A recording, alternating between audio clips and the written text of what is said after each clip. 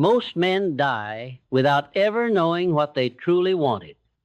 They spend 60 years chasing shadows, building lives on borrowed dreams, organizing chaos with no compass, no plan, no principles.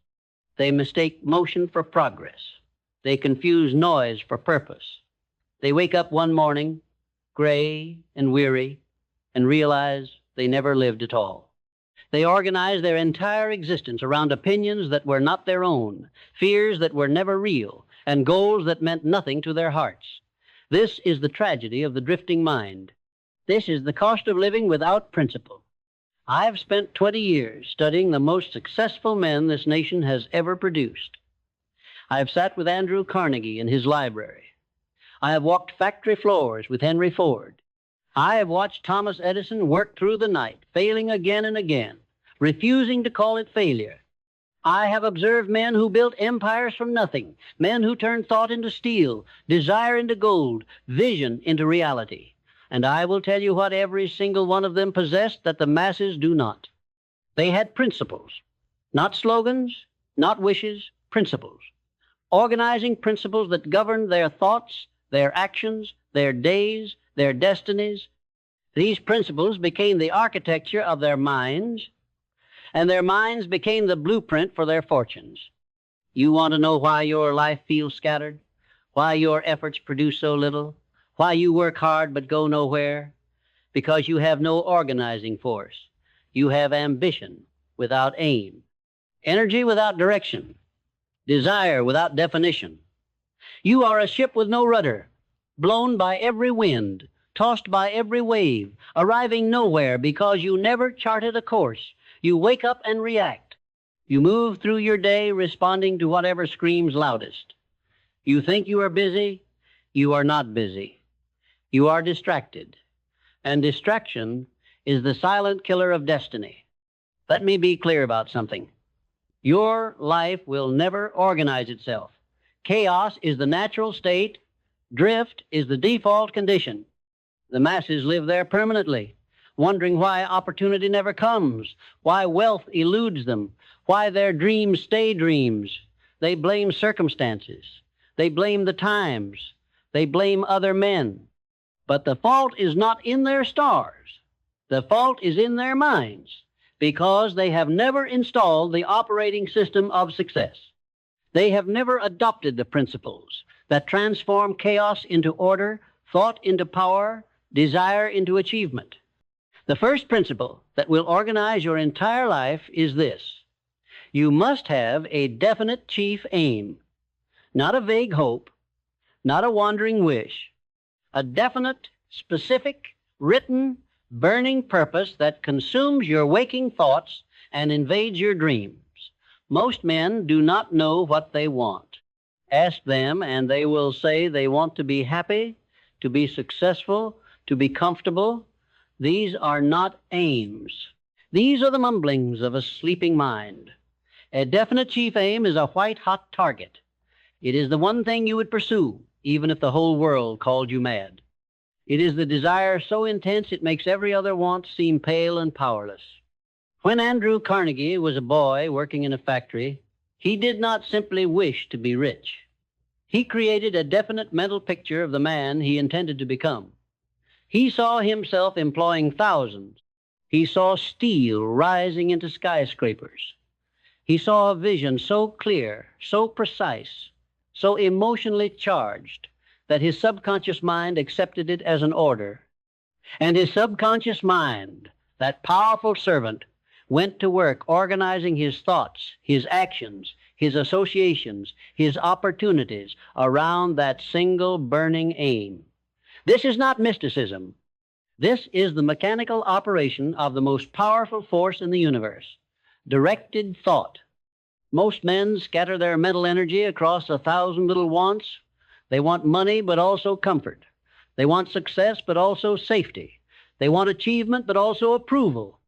And so their mind receives contradictory orders. It does not know which master to serve. It produces nothing but confusion and mediocrity.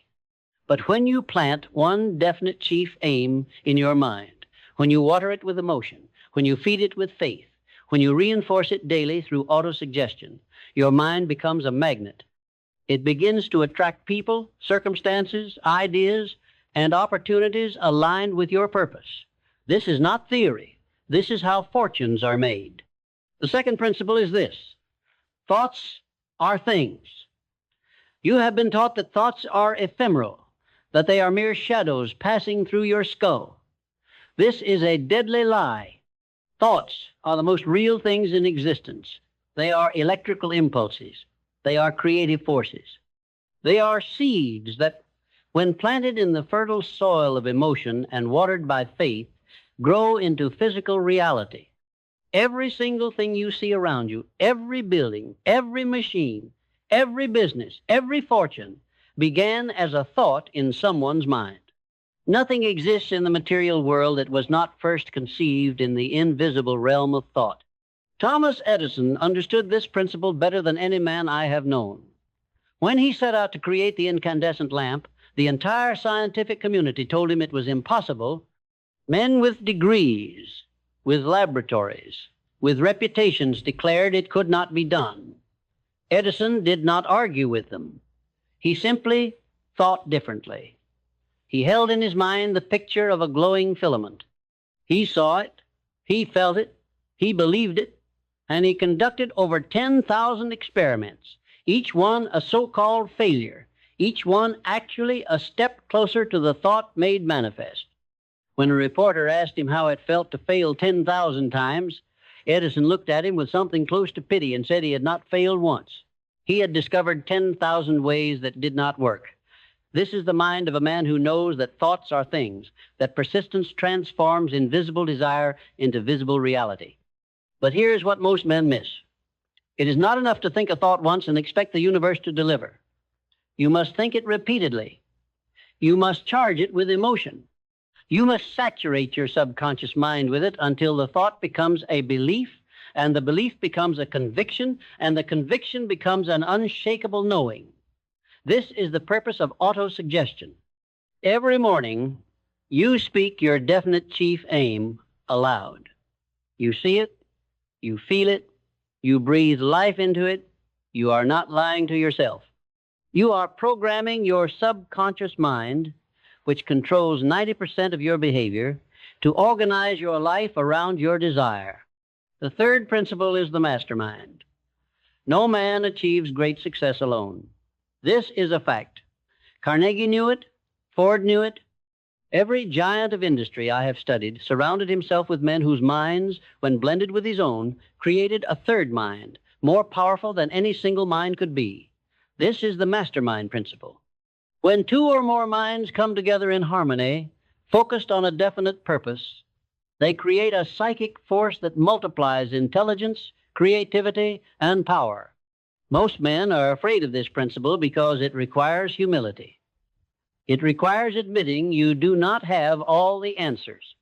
It requires seeking out men who know what you do not know, who see what you cannot see, who possess skills you lack. The masses prefer to struggle in isolation, protecting their fragile egos, refusing help, dying with their potential locked inside them. But the man who would organize his life for maximum achievement builds a mastermind alliance. He selects men carefully. He ensures harmony. He contributes as much as he receives.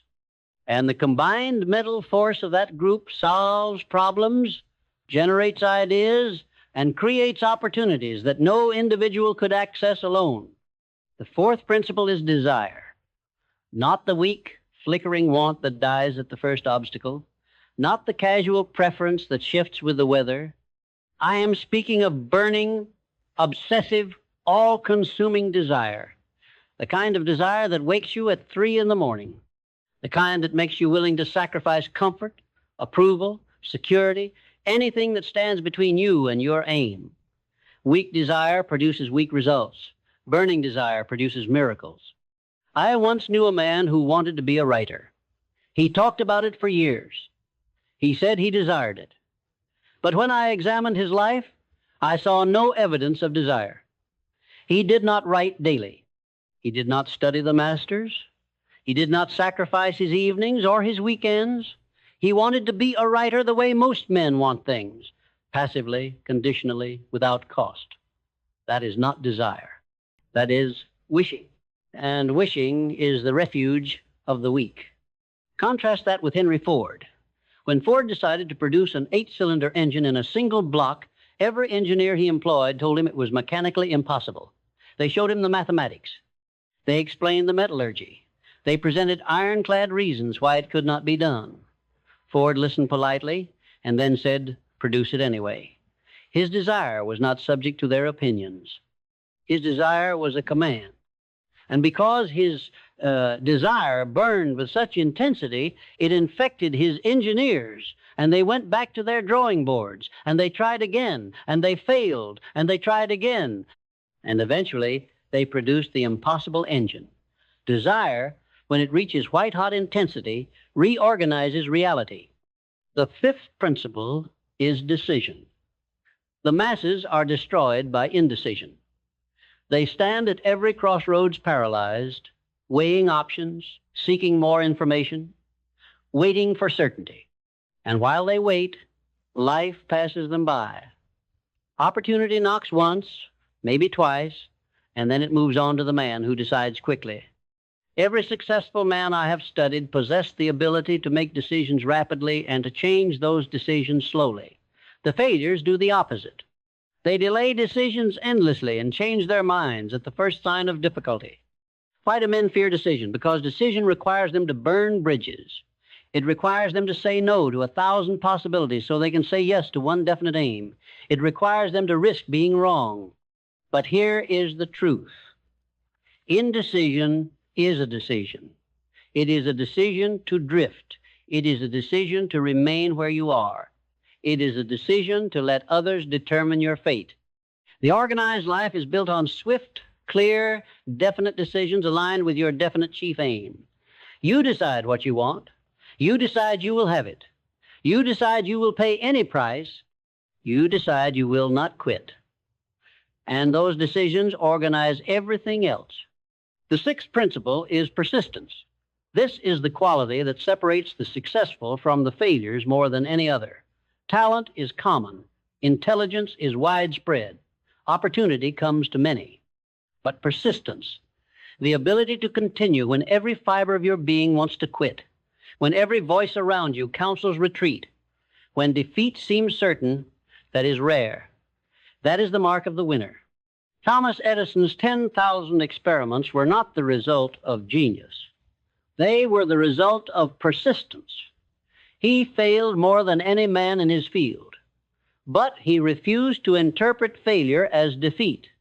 He saw each failure as feedback, as education, as one more step toward the inevitable success. Most men quit after the 10th attempt, maybe the 100th. Edison persisted through 10,000, and that persistence reorganized the world. Every electric light you see is a monument to the power of refusing to quit. Persistence is not a personality trait you are born with. It is a discipline you develop. It is fed by definiteness of purpose, by burning desire, by faith.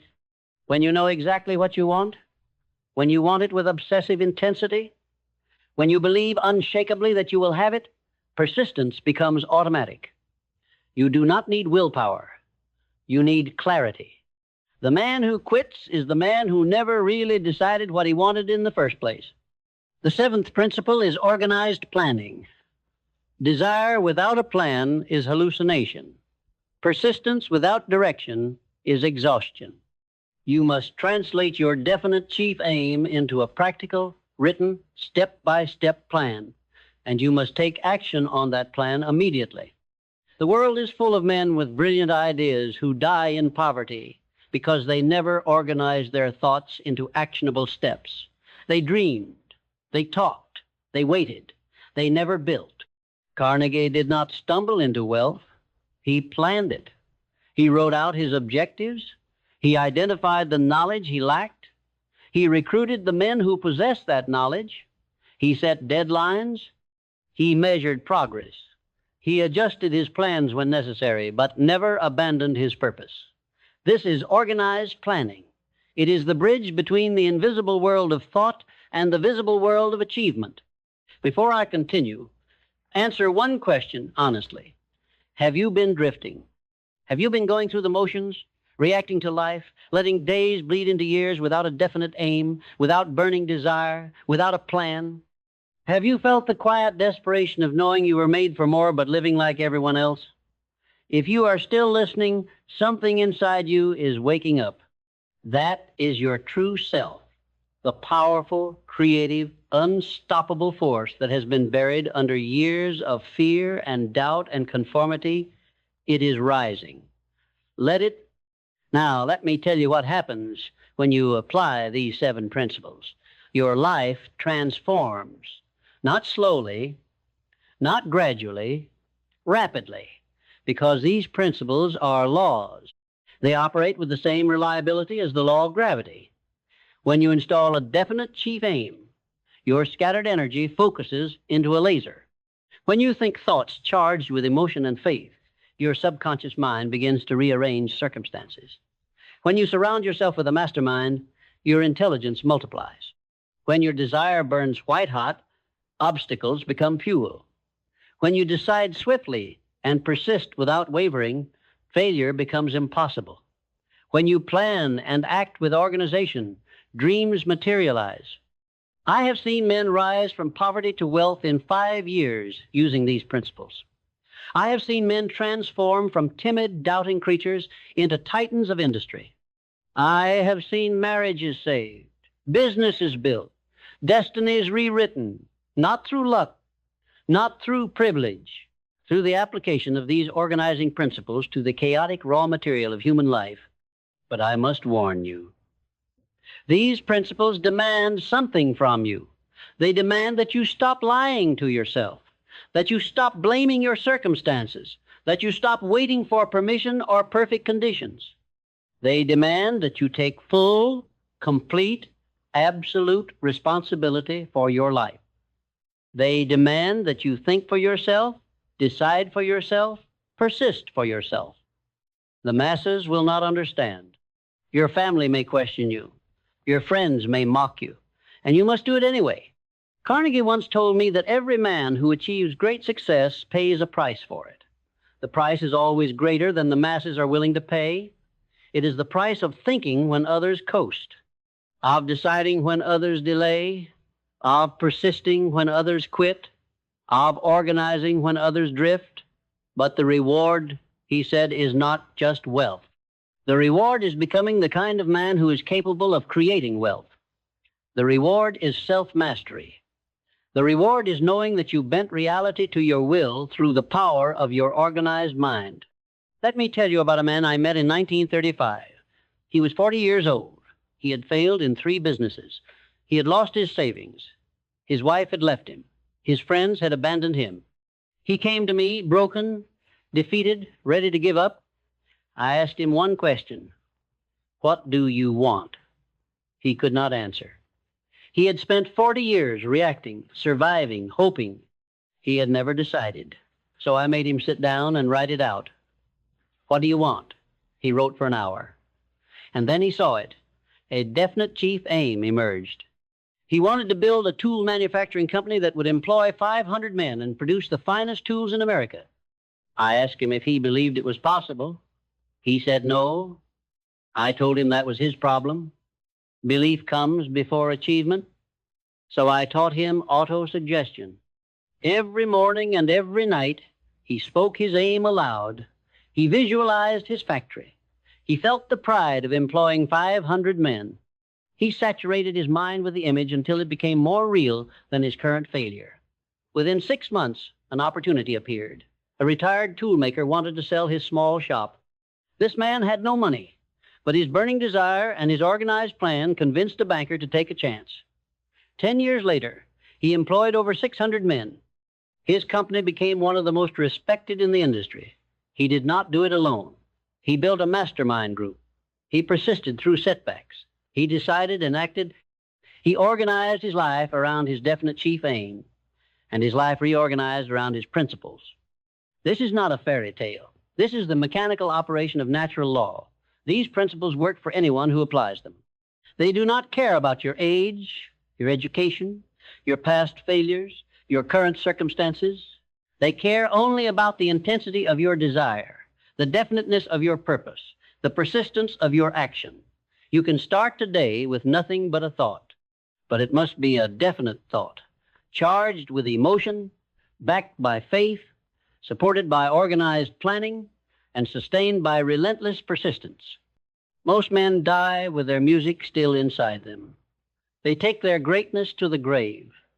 They spend their lives making excuses, blaming conditions, waiting for the right moment. And the right moment never comes because the right moment is always now.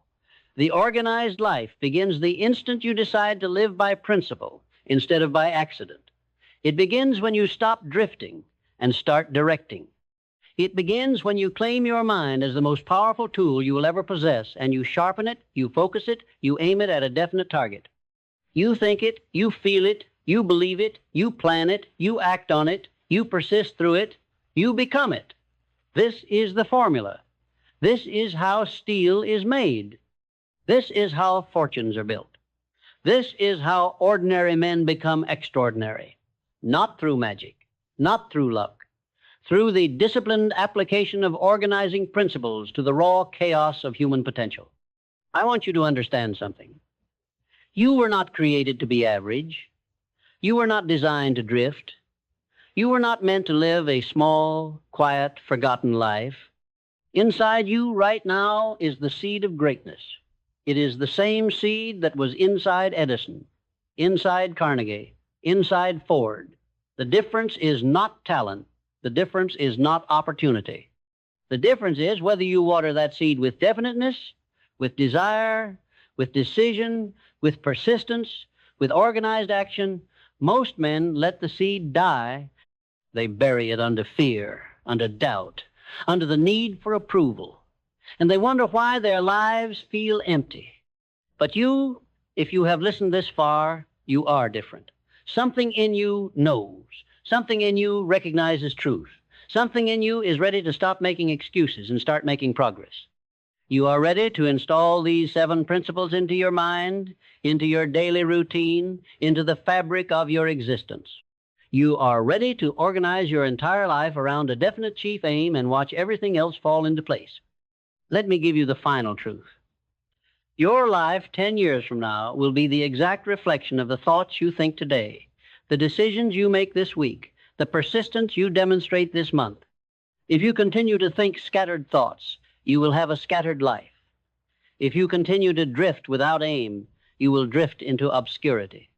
But if you take these 7 principles, if you write down your definite chief aim tonight, if you begin tomorrow morning to saturate your mind with it through autosuggestion, if you seek out a mastermind alliance, if you let your desire burn until it becomes unquenchable, if you make swift decisions and persist through every obstacle, if you organize a practical plan and take action immediately, your life will transform. Not might, will. The power is in your hands. It has always been in your hands. You have simply been taught to doubt it, to ignore it, to give it away to circumstances and other people and bad luck. But the power to think is the power to create. The power to decide is the power to change. The power to persist is the power to overcome. And when you combine these powers with organizing principles, you become unstoppable. This is your moment. Not tomorrow, not when conditions improve, not when you feel ready. Now, right now, in this moment, you can decide that your old life is over. You can decide that drifting ends today. You can decide that you will discover your definite chief aim, that you will charge your thoughts with emotion, that you will build your mastermind, that you will let your desire burn, that you will make decisions swiftly, that you will persist until you succeed, that you will organize every hour of every day around your purpose. And when you make that decision, when you truly commit, the universe will conspire to help you. Opportunities will appear. People will emerge. Resources will materialize. Not because of magic, but because your organized mind will finally be able to see and seize what was always there. I have given you the principles. They are not complicated. They are not secret. They have been available to every man who ever lived, but most men ignore them. They prefer the comfort of excuses to the challenge of excellence. They prefer the safety of the crowd to the risk of standing alone. They prefer the numbness of distraction to the intensity of burning desire. And they die as they lived, unfulfilled, unrealized, unknown. You do not have to join them. You were made for more. You were created with a mind that, when properly directed, can achieve anything, anything. The same mind that conceived the light bulb, that built the steel industry, that created the automobile, lives inside your skull. It is not weaker. It is not less capable. It is simply undirected, unfocused, unorganized. But that changes today. You are going to take these 7 principles and you are going to build a life so magnificent, so purposeful, so aligned with your deepest desires that 10 years from now you will look back at this moment and realize this was when everything changed. This was when you stopped being a passenger and became the driver. This was when you stopped reacting and started creating. This was when you organized your entire life around the unstoppable power of directed thought. If this message spoke to your heart, share it with someone who needs hope today. And if you want more messages that grow your soul, subscribe, because your journey has just begun.